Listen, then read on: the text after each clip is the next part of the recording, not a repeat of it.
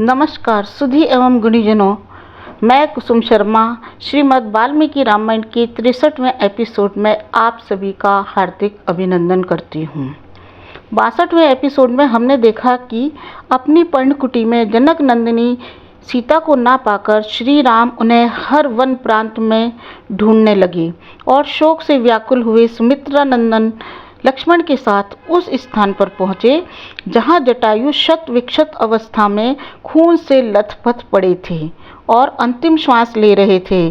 श्री राम लक्ष्मण को अपने समक्ष देख करके रावण के द्वारा जनक नंदिनी के हरण की पूरी घटना बताने पर पक्षीराज जटायु ने अपने प्राण त्याग दिए। श्री राम ने पिता के समान आदर देते हुए जटायु का दाह संस्कार किया व तर्पण आदि सभी क्रियाएं की। अब 63वें एपिसोड में प्रवेश करते हैं जिसका विषय है अयोमुखी और कबंध आदि से भगवान श्री राम का और लक्ष्मण का मिलना।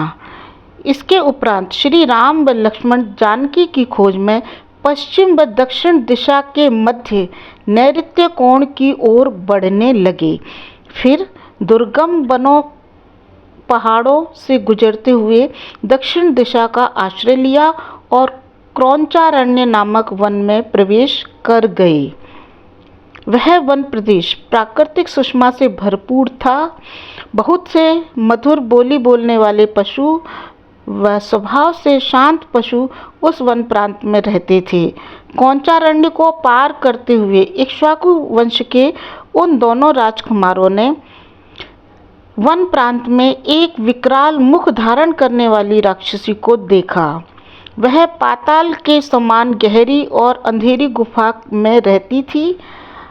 अयोमुखी नाम की राक्षसी ने लक्ष्मण का हाथ पकड़कर इस प्रकार कहा, वीरवर, मैं तुम्हें भार्या के रूप में मिल गई हूँ। तुम मेरे प्यारे पति हो और अब मेरे साथ इस वन प्रांत में विहार करो। उस राक्षसी के इस प्रकार के अनर्गल शब्दों को सुनकर शत्रु का नाश करने वाले लक्ष्मण जी को बहुत क्रोध आया। उनके नेत्र क्रोध से जल उठे। उन्होंने तुरंत तलवार निकालकर उसके नाक कान काट डाले। तब वह राक्षसी जोर जोर से चिल्लाती हुई उसी रास्ते में भाग गई जिस रास्ते से आई थी। साथियों, बंधुओं, थोड़े ही समय बाद दोनों बंधुओं ने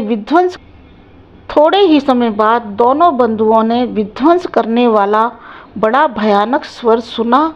श्री राम उस स्वर के बारे में कुछ सोचते ही थे कि सामने चौड़ी छाती वाला विशालकाय राक्षस दिखा जो केवल धड़ मात्र था। मस्तक न होने से वह और भी भयानक दिखता था। मित्रों, उस धड़ मात्र राक्षस की चौड़ी छाती में आग की ज्वाला के समान धधकती एक आंख थी और उस पर भूरे रंग की पलक थी। राक्षस धड़ मात्र होने से कबंध कहलाता था। उस कबंध नामक राक्षस ने अपनी दोनों बड़ी बड़ी विशाल भुजाएं फैलाकर उन रघुवंशी राजकुमारों को पकड़ लिया। अत्यंत पराक्रमी बलवान होते हुए भी दोनों परवश से हो गए और घबरा गए। तब व्यथित होते हुए लक्ष्मण ने अपने बड़े भाई श्री राम से इस प्रकार कहा, मये एकेन तु नियुक्ते परिमुंचस्व राघव, माम ही भूत बलिम दत्वा प्लायस्व यथा सुखम। हे रघुनाथ जी, आप इस राक्षस को मुझे भेंट करके स्वयं इसके बाहुपाश से मुक्त हो जाइए।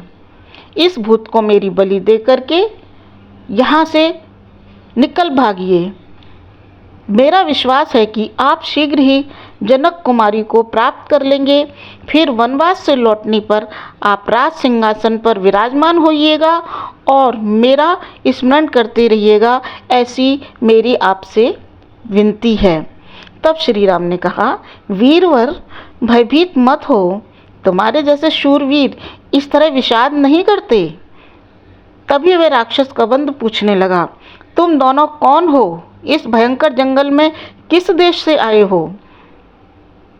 मैं यहाँ भूख से पीड़ित खड़ा था, तुम मुझे 2 बैलों के समान खाने में स्वादिष्ट से दिख रहे हो। अब तुम मुझसे बचकर जीवित नहीं रह सकते। तब साथियों, श्री राम ने अपना परिचय कबंध को ना देकर के लक्ष्मण से इस प्रकार कहा, वीर लक्ष्मण, सीता के हरण हो जाने पर हम तो पहले ही दुखी थे और ये महान संकट तो हमारे जीवन का अंत ही कर देने वाला है। और इस प्रकार कहा, सूराश्च बलवंतश्च कृताश्च रणजिरे कालाभिपन्ना सीदंती यथा बालुक सेतवः। जैसे बालू के बने हुए पुल पानी के आघात से ढह जाते हैं, उसी प्रकार बड़े बड़े शूरवीर, बलवान, अस्त्र शस्त्रों को जानने वाले पुरुष भी युद्ध भूमि में काल के वशीभूत होकर के महान कष्ट में पड़ जाते हैं। तब कबंध ने कहा, तुम दोनों राजकुमारों की बुद्धि मारी गई है, तभी तो मेरा भोजन बनने के लिए तुम दोनों स्वयं ही चले आए हो। ऐसा सुनने पर लक्ष्मण ने पराक्रम का आश्रय लिया और कहा, भैया, यह राक्षस बड़ा भीषण है और इसका बल इसकी भुजाओं में निहित है। भैया, अब यह हमें अपने मुख में ले ले, उससे पहले ही हम अपनी अपनी तलवारों से इसकी बड़ी बड़ी भुजाओं को काट डालते हैं।